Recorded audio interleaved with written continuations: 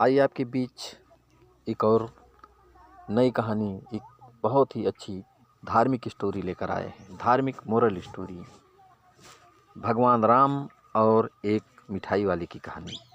तो कहानी का शीर्षक है भगवान राम और मिठाई वाला। तो चलिए आपको भगवान राम और मिठाई वाले की कहानी सुनाते हैं। तो दोस्तों, एक गांव में भोला नाम का एक व्यक्ति भगवान राम का बहुत बड़ा भक्त था और दिन रात राम नाम जपता रहता था। जो भी मिलता उससे राम नाम की महिमा सुनने बैठ जाता था। गांव वाले उसे बहुत मानते थे, लेकिन उसकी पत्नी उससे बहुत दुखी रहती थी।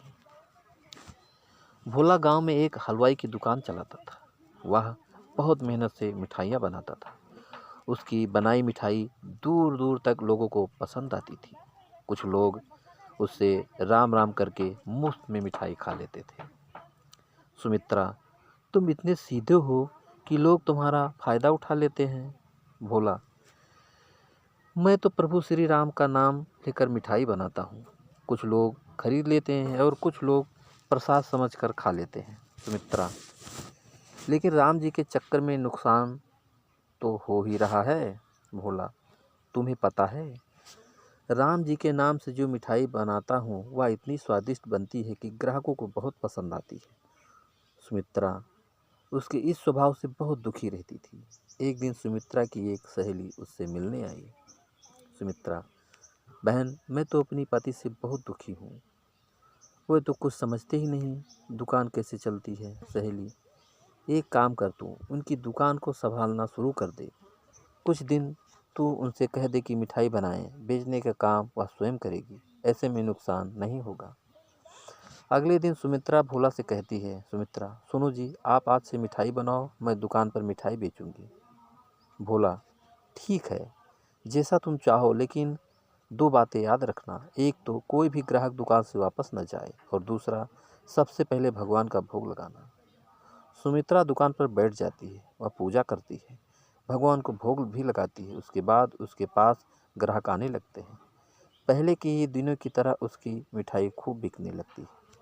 तभी एक बूढ़ा आदमी दुकान पर आया। सुमित्रा, बाबा क्या चाहिए?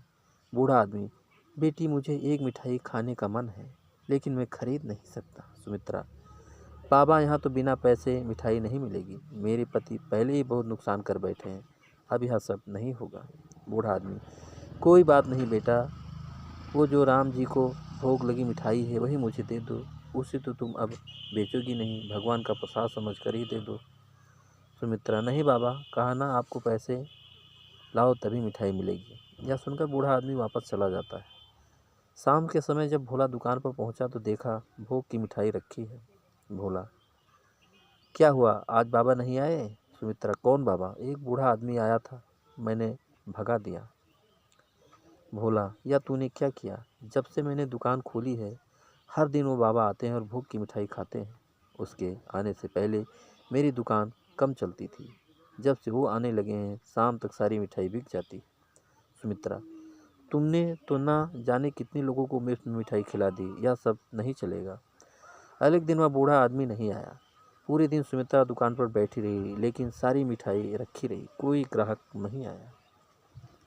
इसी तरह कुछ दिन और बीत गए, सारी मिठाइयाँ फेंकनी पड़ी। घर का खर्चा भी चलाना मुश्किल हो गया। हार कर सुमित्रा ने कहा, सुमित्रा, मुझे लगता है आप ठीक कह रहे थे। आप जल्दी से जाकर बाबा को ढूंढ लाइए, नहीं तो हम भूखे मरने पर लगेंगे। भोला, अब कहाँ मिलेंगे बाबा? सुमित्रा रोने लगती है। अगले दिन भोला दुकान खोलता है, भगवान राम का भोग लगाता है। फिर दोनों एक डिब्बे में मिठाई लेकर मंदिर पहुँच जाते हैं। भगवान श्री राम के चरणों में मिठाई रखकर भोला कहता है, भोला, प्रभु, आपने आना बंद कर दिया। सुमित्रा, यह आप क्या कह रहे हैं? भोला, ध्यान से देख श्री राम की मूर्ति को। सुमित्रा मूर्ति देखती है तो उसके आंखों से आंसू बहने लगते हैं, क्योंकि मूर्ति के अंदर उसी बूढ़े आदमी की झलक दिखाई दे रही थी। सुमित्रा, प्रभु, मुझे माफ़ कर दीजिए, आप स्वयं भोग लगाने आते थे, मैं मूर्ख आपको पहचान न सकी। मंदिर से आकर भोला ने दुकान खोली। उसकी मिठाइयाँ पहले की तरह बिकने लगी, लेकिन उस दिन से प्रभु राम नहीं आए। अब भोला और सुमित्रा सुबह दुकान खोलते ही भगवान का भोग लगाते। उसके बाद दुकान के बाहर खड़े होकर मिठाई आने जाने वाले में बांट देते।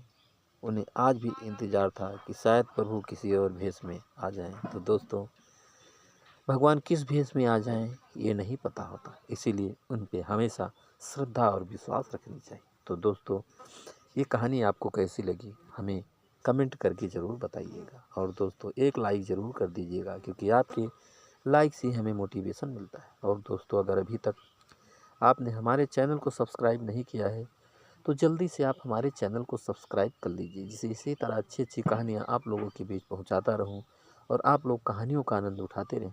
तो दोस्तों, एक नई कहानी के साथ आपसे फिर मुलाकात होगी।